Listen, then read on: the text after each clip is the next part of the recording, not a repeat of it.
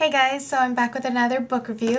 This is on The Maze Runner by James Dashner, and I don't know why I continue to do these book reviews where they're really popular books and you can probably find like a million book reviews on this book already on YouTube, but I just wanted to give my own input because my opinion seems to differ from a lot of other YouTubers and from what my friends have said about this book.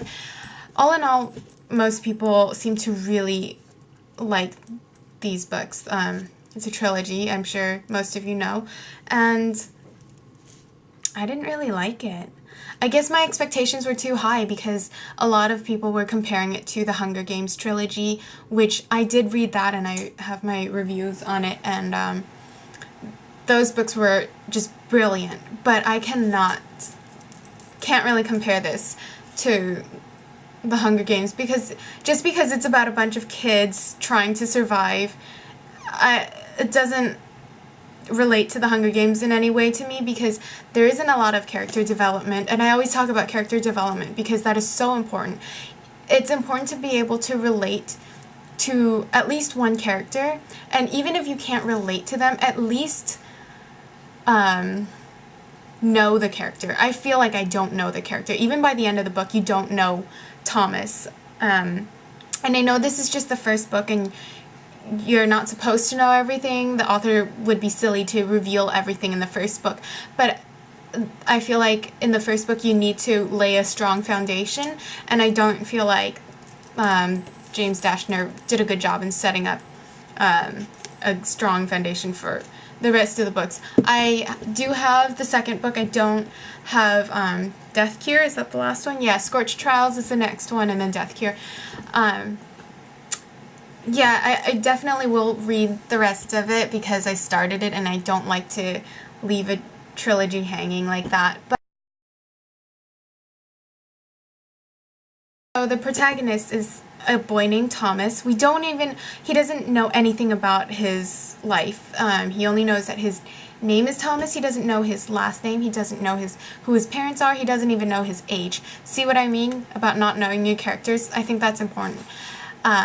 It's one thing, since it's written in third person, I think the author could have revealed to us as readers how old Thomas is and something about his past, but Thomas doesn't have to know that.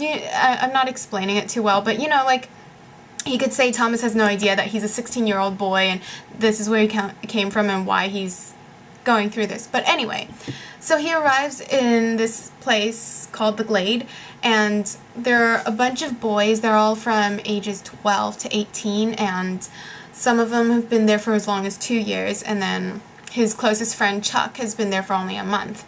Nobody knows anything about their past, but these boys have sort of accepted the fact that this is where they're going to be living. Thomas is really determined to find out what's going on and where he came from. So he keeps asking questions, and these boys can't help him. They don't know anything. They've just sort of accepted it. And that's the annoying thing, I feel like, because when you keep a reader guessing, it makes them want to read more. But when you keep them guessing forever, it just makes you want to give up, sort of. Lighting is weird. So the reason why this is called The Maze Runner is because there's a maze involved. So outside of the Glade, there's this giant maze that changes every day. The walls move, and they have the runners, the boys who go through the maze, looking for patterns for possibly a way out. And it's not that easy, though, because there are these creatures, beetle bugs and grievers that can sting them, and they'd have to go through some process called the changing, where it's like really painful, and they have to be injected with this serum to get better, but it's a long, painful process. So they really have to send, I guess, their best runners out there. So every day for 2 years, yeah, their leader has been there for about 2 years. Every month on the same day, they would have a new boy come in, and then the day after Thomas arrives, everything is normal until Thomas arrives, until the day after he arrives, because the following day another person gets sent sent up to them in the box.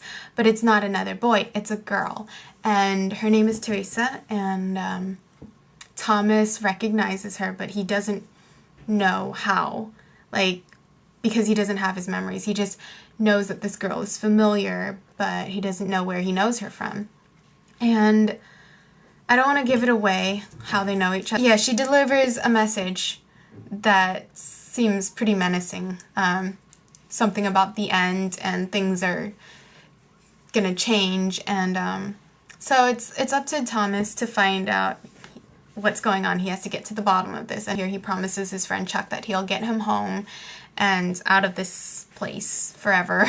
So this new mysterious girl, Teresa, actually helps Thomas out a lot.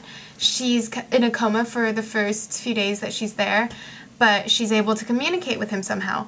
And I don't want to give that away either, but she just kind of gives him bits and pieces of information, and then, but by the time she wakes up, she has forgotten everything and she can't help him anymore.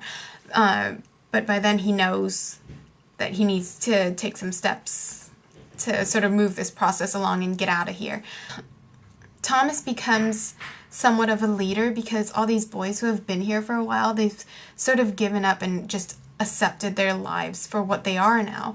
But Thomas, he's new and he's still determined to get out of here.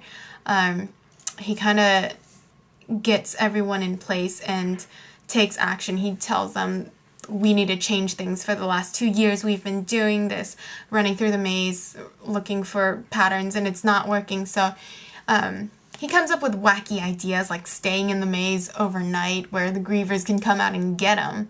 And he's willing to sacrifice himself or sacrifice his own safety to find out any kind of information that could help them. While reading this book, I got through it really quickly, but it wasn't necessarily a page turner. I felt like this, from here to here, didn't say very much. Like, he's looking for answers but getting nowhere, and then like right here toward the end things kind of finally move along, and so they sort of have a triumphant ending, but you think it's over but then it's not, kind of thing. And that was the frustrating thing. They couldn't give the characters any sort of closure, and that's the problem. I don't know what else to say. I feel like this is kind of a crummy book review. I thought I would have my thoughts a little more together, but not really. Just thinking back on it, I really don't like the way this book is written. I really wish it could have been written in first person through the perspective of Thomas or even Teresa, but the fact that it's written through third person, it's an outside voice, and this outside voice couldn't provide any information is kind of unforgivable. I will be reading the other 2 books, but I'm not exactly too excited. I think my expectations were just way too high to begin with. This book wasn't written to be like a really profound, in-depth kind of read. It's just kind of a quick novel, meant to be like just for fun and entertainment, I guess. But if you really want to get lost in a book and feel something, this is not the book to do that. But I do have a book haul video coming up. I will talk to you guys soon. Bye.